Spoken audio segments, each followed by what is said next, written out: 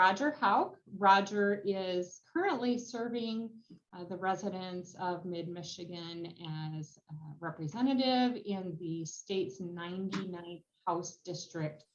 However, with redistricting now behind us, he is running for re-election in the 34th district. So good morning, Roger. How are you? Good morning. Good, real good. Good. Thank you for spending some time with us this morning, and certainly thank you for all of the service you've already provided to Michigan. We truly appreciate that. Joining me here this morning to conduct the interview, we have Jeff Stoutenburg from Dow and Diane Bristol from CBM Services. So to get us started, Roger, if you would, in 2 minutes or less, introduce yourself to our viewers and explain your platform and why you're running for re-election. Yeah, my name is Roger Hauck. I grew up in Beale City. Right now, I'm currently the representative for Isabella and 10 townships in Midland County. I'm married to a beautiful wife named Rochelle. I have 2 great kids and 3 grandchildren. So something good came out of COVID. Two of my grandsons were born in 2020. I am running for Senate, which is the 34th district, which is Gratiot, Isabella, Mecosta, Gladwin, Clare, Osceola, and then I have parts of Lake, Midland, Bay, Saginaw, and Clinton County. So I have quite a large area. If you would have asked me 7 years ago, you're going to be a state representative and run for Senate, I would have kind of laughed at everybody because it really wasn't into my mind to do that. But my township was kind of in trouble, so I ran for that and I got elected. And then I ran for the House and I won that. And then the Senate, the redistricting came up, and now I decided to throw my hat in for that. It's been a real pleasure serving as your representative. The new Senate district kind of fits my area really well because it's kind of like Midland and Isabella County. It's a lot of rural area. There's a lot of factories and retail. And I guess the thing I like best about being a representative is I get to help people. And my area, it seems like everybody's pretty resilient. I mean, we went through the floods. I went through actually 3 different floods since I've been in office. And, you know, I never really got any calls about people complaining or, thinking the government had to do more. It was kind of more the people just kind of got out and started doing their things. So the biggest reason I'm running is to keep the area the way it is, to create jobs, to make sure we have good schools, and just try to keep the state of Michigan out of everybody's way and let the people that know what they're doing do their stuff. Thank you. Thank you. We appreciate that. And yes, I need to correct myself. Currently serving in the House, running for a Senate district. So thank you for pointing that out, and my apologies. Don't worry about it. If that's the right. worst thing you do today, you'll have a great day. I'm good. All right. Thank you. Diane Bristol has a question for you. Diane. Good morning, Roger. Thanks for being with us. Yeah. What are the 3 most important issues facing the Midland community today, and how would you suggest that these issues be solved? I would say probably for the Midland area, I would say the dams being rebuilt are probably the biggest issues. And in my new Senate district, I will have all the dams in my district. So we need to try to get them built. Thankfully, with Annette Glenn, myself, and Senator Thomas, we secured funding to get that done. The other thing is energy, right? We have Dow is one of the biggest plants, in the United States, if not the world. And we need reliable, affordable energy. And it's too bad because when people say that, they think you're against green energy, and I'm not against green energy at all. But right now we don't have any way to store the power from the windmills and the solar panels. So we need base load, and that's one of the things we need to work on. And then I think the third issue, this could be in any order, any of these, is help. Nobody can find any help. We have to figure out what's going on with the job participation. And the biggest thing is we have to make sure we have good jobs so that our kids, when they get done with high school or graduate from college, they don't leave the state. So I would say those are the three biggest issues that I'm looking at. All right, great. Thank you for that. Jeff has a related question for you. Jeff? Yeah, Representative, thanks for joining us. It's good to see you, and thanks for your time support of the MBA and its members. So the top issue that we all hear from the MBA business members is the challenge they have with recruiting employees in the region. What do you think government should do to help resolve that challenge? I think government should make sure that we have a good educational system, first of all. Make sure that we don't try to force kids into one direction or another. Have a path for them. If they want to go to college, we should be able to have a path for them to go to college. And then if we want them to go to trade schools, we should have a path for them to go to trade school. We should make sure, like I said, that our talent stays in the state. I think companies are doing great things because of COVID. It's kind of changed the dynamics. And then the other thing we need to work on, and I've been working really hard on this, is to make sure that we have internet to all the rural areas, right? Because there's a lot of people that moved out of Chicago because they could work remotely that came to Michigan because we have internet. And I think the more options we give staff and people that want jobs in the state of Michigan, the better off we will to keep them. I know you guys, everybody talks about labor, we need to raise the minimum wage to $15 an hour. The market's already done that. That ship has failed, or not failed, but sailed. So I think we just need to rely on industry. Down in Lansing, we need to listen to the business leaders and listen to what they're looking for in employment or in the workforce, and try to work hand in hand with them so we can achieve that goal. Right, thank you for that insight. Diane Bristol, you have a question? Yes, provide examples, if you would, of what you would do to help local businesses succeed and drive economic growth. Well, first of all, I think we need to cut down on regulation, right? We saw that during COVID, how the state could pretty heavy-handedly come in and put the clamps on business. I think, as I stated before, we need to figure out how to get the workforce developed and get them into where they need to be.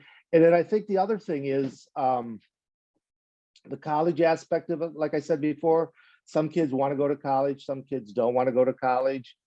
And I like the Michigan ads that we do in other states to bring people in. We're lucky. We have a diverse economy, especially just in my area. If you think about it, I mean, we have Dow.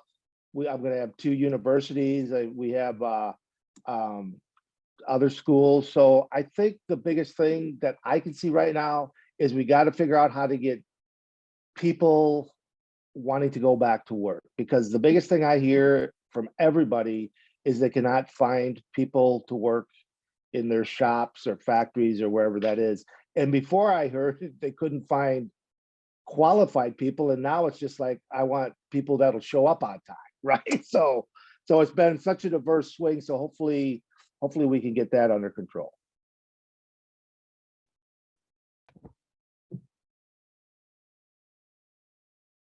Oh, Diane, you're on mute, so I'll just jump in.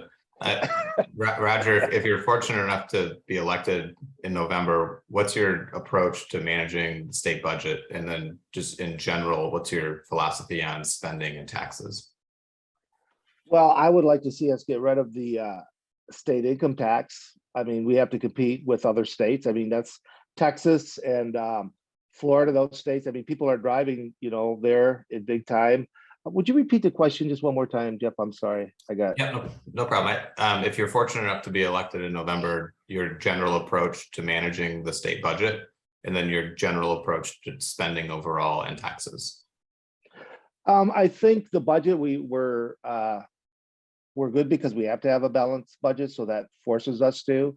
We need to figure out how to manage the taxes. Like I said, we need to be competitive with other businesses.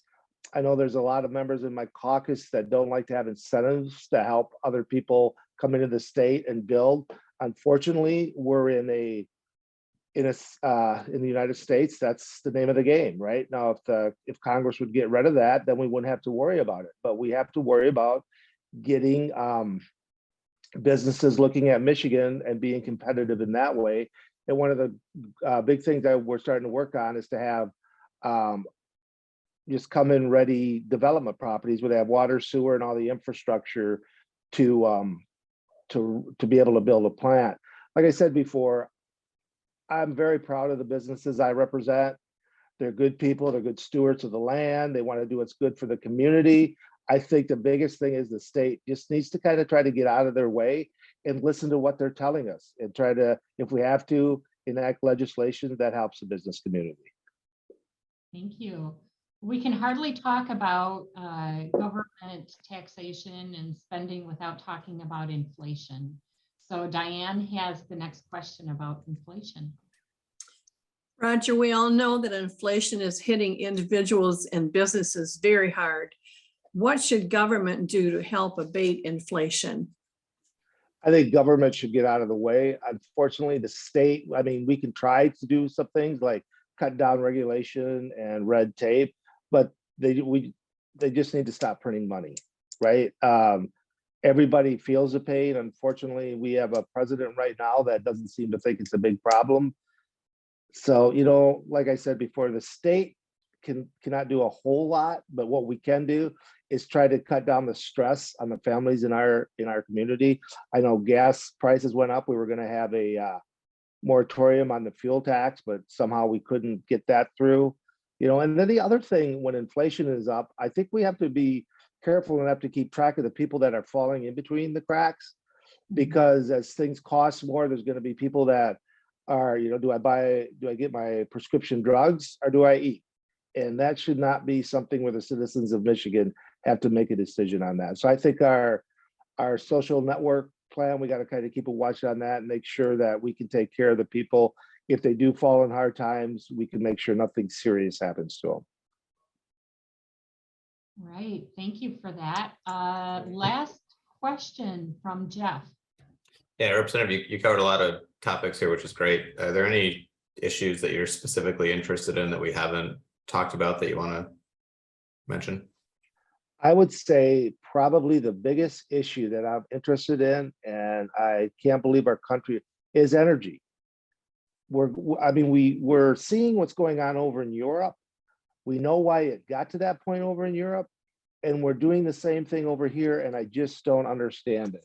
And like I said before, you know, if you say, you know, we need gas plants, we need this, then they say you do not, you know, people say you don't like the environment. But there's nothing the matter with green energy. The problem we have with our green energy policy is the federal government is driving it and industry isn't driving it.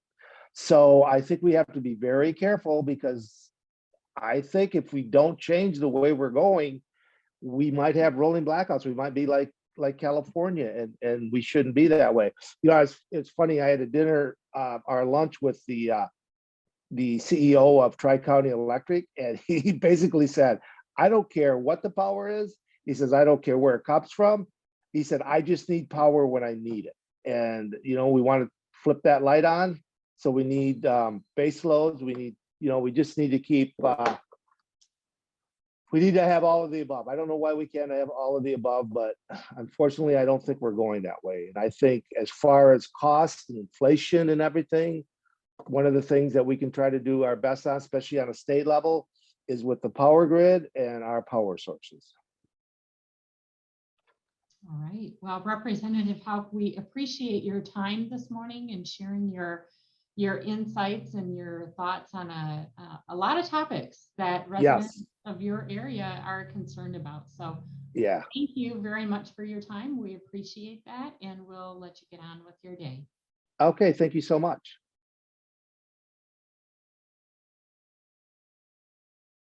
We have Representative Annette Glenn. She is currently serving Michigan residents in the 98th state district, House district.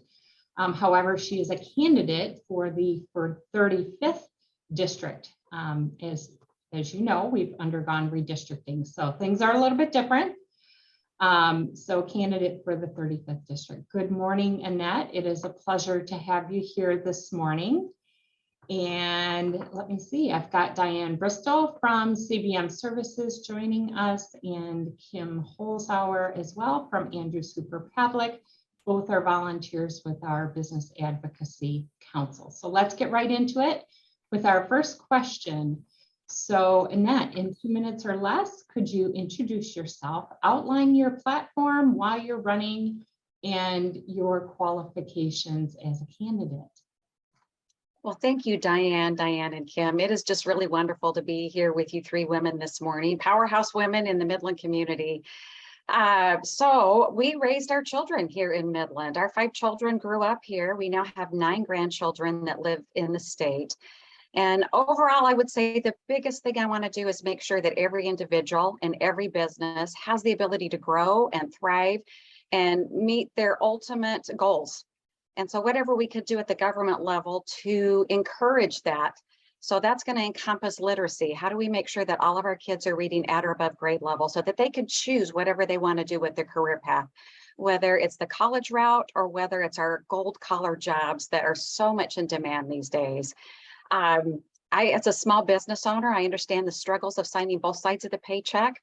I grew up working for people and eventually we started our own business. So we know we've been through that with the up and downs of the economy and the challenges that you have to adjust. So I understand that government needs to make those adjustments too, to continue to serve the people, not grow when businesses and everybody are pulling back. And then I will absolutely tell you that having worked with you for more than the years I've been elected and having gone through some of the most devastating times our state has faced between COVID and then the unbelievable flooding here, absolutely committed to making sure that we get people back in their homes, that we control the flooding issues that we struggle with here in Midland, and that we develop an environment where everybody wants to move to this district, where they want to come here in the state of Michigan. This is where they want their kids to grow up. This is where they want to retire. And this is where they want to build their businesses because there's no better place in Michigan than right here. So that's why I'm running, to continue to build on those solid foundations that we have here and to continue to grow and bring business here and to continue to bring my grandkids along with all of yours back here. All right, thank you so much. Diane Bristol from CBM Services, you have the first question. Thank you, Annette, for being here with us this morning.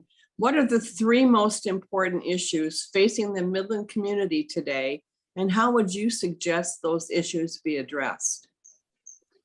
Well, I think we have more than 3 challenging issues, but let's start with where I kind of brought up in the introduction. We definitely have a long way still to come from flood recovery. And so being able to partner with state and local levels and bring back $256 million to help bring back those dams, I think is something that I've already done to benefit the community here, but we're not done. Those dams are not completed. And it's going to take at least another 4 years to get them back and full of water and to protect everything downstream. Literacy, I ran on literacy. I look at that as a force multiplier. When all of our kids are reading at or above grade level, then they get to choose what they want to do with their lives. So that is something that I will continue to work on, literacy. It affects us here, but it affects all of our businesses. They need those skilled tradespeople as well. And then no question regulations to make sure that government is working for us, that your licenses get processed. And so I've spent a good bit of time making sure that as you reach out to us, we take care of those needs and get you connected and your business is open and running. All right, thank you for that. Kim Holzhauer with Hooper Pavlik, you have the next question. Good morning, Annette. Thank you for sharing your time with us. We appreciate it. Thanks, Kim. So the next question is, the top issue we hear from business is the chronic challenge that they have in recruiting employees. What should government do to help with this challenge? Thank you. Well, I know that usually when people move to an area, one thing they will do is they'll check out the schools. They'll check out the crime rate. They'll check out what options they've got. How far do they have to go to a grocery store? How far do they have to go to things that are important to them? And I will say that we've got amazing things in the community center, from the Dow Event Center over in Saginaw to the Midland Center for the Arts, the Temple Theater. So that, I think, takes care of that aspect. We need to continue to prove education. I know that housing has been a challenge, that often people end up commuting a little bit further because we do have a housing shortage here. I think it's 30% of the cost of a new house. Doesn't matter what the price of the house is, an entry level or one of our more expensive houses, 30% has to do with permitting and inspections. So anything that we can do to streamline that, is a way that we can bring more people here because they can have their houses. And something I get asked about is everybody back in their house up in Sanford? And they're not. We have a housing shortage. So that we need education for them to be here. We need things for them to do, and we need to make sure they've got a place to live. All right, thank you. Our next question is from Diane Bristol. Annette, please provide examples of what you would do to help local business succeed and drive economic growth. Well, some of the things we have done during the pandemic was to run interference. When licenses weren't getting processed, we made sure that we could get those licenses processed and they could be open, making sure that they have the good information, and then making sure that government doesn't continue to add burdensome regulations that do nothing to benefit anything except government. So been able to push back on a number of those things and been able to navigate for individual businesses to help them get open and succeed. And then creating an overall regulatory environment and tax base where they can make money that their employees can afford to live here as well. So that's all part of what we should be doing in Lansing, is creating the best environment possible for them to thrive. All right, well, Annette, you've just alluded to spending, so that's a very good segue into the next question that Kim Holzhauer has for you. Kim? So Annette, if you are elected, what will your approach be to the budget? That would be county, state, or federal. And what is your general philosophy on spending and taxation? Thank you. General philosophy is very simple. Every dollar that we get in Lansing, we take from somebody. And so I take that money we spend very seriously, that we use that to the best possible option. If we're taking it and that makes it more expensive for you to be able to drive your kids to all the activities, then we better be providing something that's more important than getting your kids to activities. So everything we do at the state level should be looked through that lens. Is what does it do to the individual families? What does it do to our young families as they're getting started? You know, childcare has gotten so expensive that we need to make sure that we can have more affordable childcare. We just passed a package of bills, so continuing to support some flexibility and some funding for childcare, I think, will be huge in the area and help businesses as well get people back to work. Broadband is another thing. We've got a lot of businesses that can have their employees work successfully remote, but the struggle is, do we have the bandwidth and can they do it via internet? So broadband is going to be a huge thing that we can focus on incentivizing as well, which will benefit not only all educational, but all businesses, and that'll take care of all individuals and families as well. All right, thank you. And discussion on spending is a pretty good segue into more discussion on inflation. Diane Bristol, do you have a question about that for Annette? I do. Inflation is hitting individuals and businesses hard. What should government do to help abate the inflation? Well, the first thing we should do is give you back some of your money. We have a surplus currently at this point in time, and it's very important that we quit taking. I don't want to just send money back. I want to make sure that we quit taking it. If I take it and then it takes time for us to give it back to you, you don't have access to that money in between. So the first thing we can do is look at some of those promised tax cuts that have been promised over the years. We've got the money to do it, and we need to do it. We can look at things that I have voted for is the gas tax relief. I had 5 kids. I can tell you that we normally, when they were home in all activities, it was not unusual to drive 1,500 miles every single week just between activities. There is no way, given the gas prices today, that I would be able to do that. I would have to determine what activities to pull my kids from, because we would not be able to maintain the same activity levels we did with our kids. We'd also be feeding them differently, because I've seen the cost of groceries at the store, and I've listened to my kids that have talked about how expensive it is to buy fruits and vegetables for their kids and how important that is for their health. So we've got to make sure that we take as little as possible from our individuals, that we give back as much as possible, and that we support them in any possible way we can. All right, thank you so much, Annette. Now, we've asked you very specific questions and you've provided your input and your perspectives. You now have 2 minutes to share anything else you would like to leave with our viewers. Well, thank you to the chamber. I will say it has been an immense blessing to partner for longer than the 4 years that I have been a state rep. You know me, we've worked together for years and we've gotten a lot of things done. So you know what you're going to get with me. You know that relationship. You know that nobody is going to work harder for you than I do in Lansing. I am absolutely blessed to have John and Tina Lynch as chairs of my Midland County re-election group. I've also been endorsed by all 7 county commissioners, our treasurer, Kathy Lunsford. Blessed to have the support and partnership with Jen Stamas, both here and in Lansing. We have been able to get a lot of things done, and to have the endorsement of John Molinar. Jim and I have partnered together to be able to provide $11.5 million to the community center that will help with childcare and will help with our seniors and so many other things that are so important to our community. We've been able to help with flood recovery money. We've been able to help with the Center for the Arts, $5 million for them, and as well as any number of other important issues here locally. So I just promise to continue to do just what I'm doing now, work with you every single day, to always have an open door and to listen to all input that comes my way. So just thank you for what you're doing. You guys were amazing partners during these difficult last couple of years. And I've seen the membership grow. So you guys have done a great job, and people have certainly learned the value of being part of the chamber and being able to partner together as we recover. So thank you. Well, thank you, Annette, for your time this morning. We appreciate your insight and your thoughts. And thank you also to Diane Bristol and Kim Holzhauer. And we'll let you get back to work, Annette. Thank you. Thank you.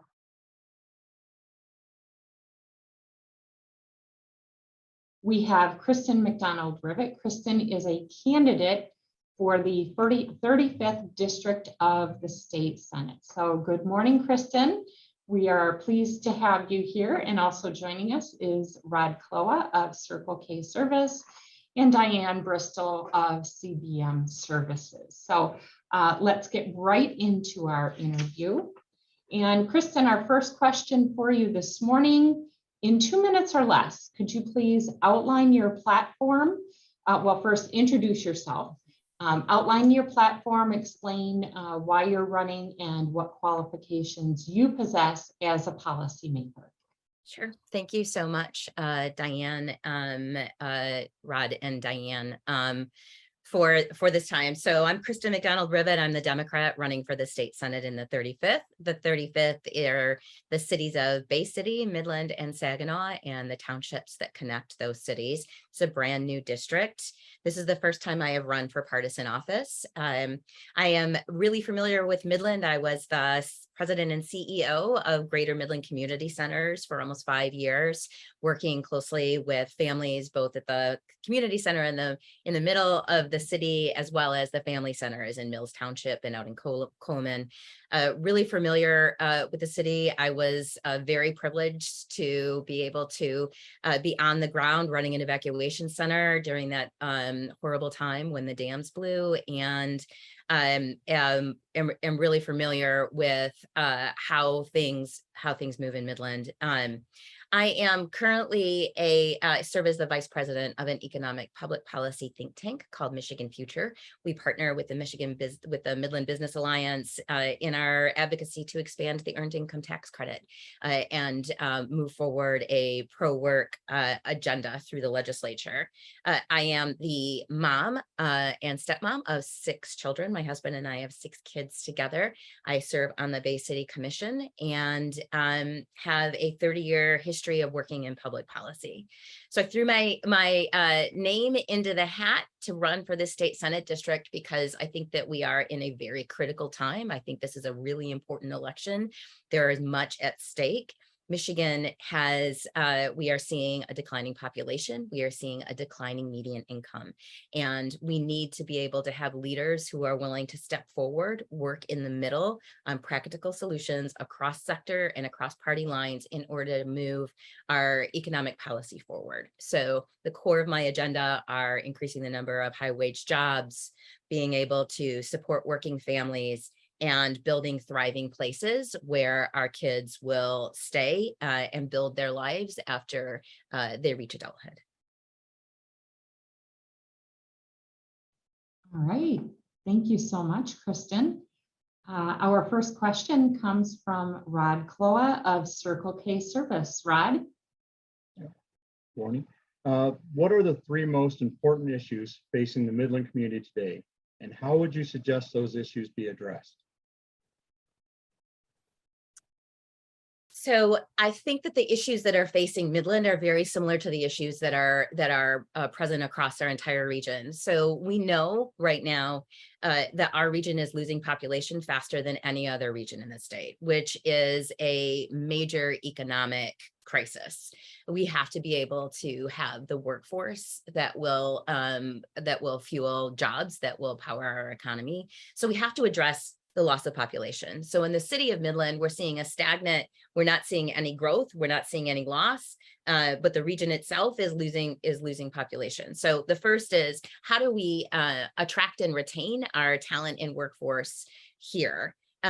Secondly, there is a underinvestment in our infrastructure in general across the state. Midland has made significant progress, probably faster than anywhere else in Michigan, on the expansion of broadband, but there is still much work to be done in order for us to connect everybody who is in the community to what will be the sort of the way of the future and how we work. So the expansion of our infrastructure and broadband, really important. And then we have to be able to find a way to support our low-wage workers in a way that encourages participation and work in the workforce, as well as allows for them to be able to meet their basic needs. Thank you, Kristen. We appreciate that insight. Our next question is from Diane Bristol of CBM Services. Diane? Kristen, the top issue that the MBA hears is the chronic challenge that they have in recruiting employees. What should government do to help with this challenge? So I equate, I'm addressing this in all of my answers, but the state of the workforce is the most important economic engine in Michigan and in our community. I hear this from small business everywhere I go. What we know is, for us to economically thrive, we have to have a strong, thriving middle class. So we need to structure our tax policy around that goal. We need to be able to structure our business incentives around that goal. And then additionally, I think we have a number of small businesses, which is what really is powering our economy in this region, that are still struggling in the wake of the pandemic. So we have to be able to prioritize economic incentives and pandemic recovery efforts in a way that reaches the mom and pop businesses that are on our that are powering our economy on Main Street. All right, thank you so much. Let me see. Jimmy Greene has joined us. Jimmy from Associated Builders and Contractors of Michigan. We're going to give him just a minute to get settled. Okay. Rod Kloha is going to ask our next question, and then we're going to zip it over to Jimmy. Rod? Provide examples of what you would do to help local businesses succeed and drive economic growth. Thank you for that question. It's a nice partner to the previous question. So I'll give you an example of what I've done. And so the first is here in Bay City, as a Bay City commissioner, I work with our local Chamber of Commerce to prioritize immediate and ongoing pandemic recovery aid for our local businesses. We worked with our economic development engine to be able to provide direct technical assistance and support, in addition to capital that allowed for the ability to do things like plug budget holes or bridge funding as they were working toward coming back after the pandemic. So some of that is about, I actually think that in helping small business, it's about working with the folks that are on the ground and have the relationships and trusting businesses to know what's best for them, and giving them capital that is flexible enough that they can use to expand, either their businesses expand or stabilize their workforce We know particular is an example of a business that is really struggling. Our private childcare businesses are really just barely holding their heads above the waterline, and which was true before the pandemic and is absolutely true now. We know that the economy doesn't work when childcare doesn't work. So we have made funding available that will offer retention bonuses for childcare professionals to stay in the field. We've offered assistance in bringing in CDFIs that will provide operational support and technical assistance to found businesses. That's the kind of work that I think should be supported at a local level through state funding. Moving lightning fast, Diane, as fast as I can. I appreciate that very much, Kristen. Jimmy Greene, you have a question for Kristen. I do. Can you hear me okay? I got good. I got caught in a committee meeting, so I excused myself so I could participate. My question, and first of all, hi, Kristen. Good to see you. So glad that we've had a chance to connect lately. My question to you is, if elected, what will be your approach to county, state, federal budgets? And what is your general philosophy on spending and taxation? That's a big question for 2 minutes. So let me go as fast as I can. It's nice to see you. So there's, you know, as a sitting municipal official, I know how difficult it is to balance a budget, particularly in the age of dramatic and continued cuts to revenue sharing. So we have to be able to think about how we are partnering across the different levels of government in order to maintain our infrastructure and support our economy. I think that there are too many isolated decisions that are happening, but I do believe that the state must provide incentives.